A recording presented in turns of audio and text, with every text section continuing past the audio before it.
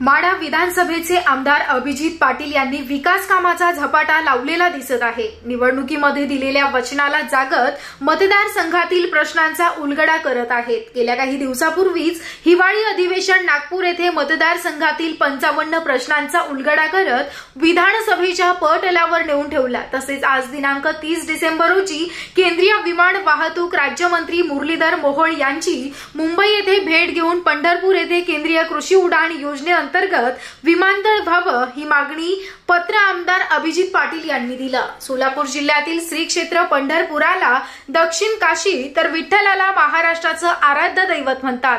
विठ्ठल मंदिर अवघ्या महाराष्ट्राचं एक चिरंतन स्फूर्तीस्थान आहे। गोरगरिबांचा देव म्हणून श्री विठ्ठलाची ओळख आहे। पंढरपूरमध्ये वर्षातून चैत्री, आषाढी, माघी आणि कार्तिकी एकादशी निमित्त मोठ्या यात्रा भरतात आणि त्यातील दरवर्षी आषाढी एकादशीला लाखो भाविक येथे वारीसाठी आणि श्री विठ्ठल रखुमाईचं दर्शन घेण्यासाठी येत असतात। अशा या भारताची दक्षिण काशी समजल्या जाणाऱ्या श्री क्षेत्र पंढरपूर येथे केंद्रीय कृषी उडाण योजना 2.0 या योजनेअंतर्गत विमानतळ असणं गरजेचं आहे। श्री क्षेत्र पंढरपूर येथे विमानतळ झाल्यास श्री क्षेत्र शिर्डीप्रमाणे धार्मिक पर्यटन स्थळ असलेल्या पंढरपूरचाही विकास होईल।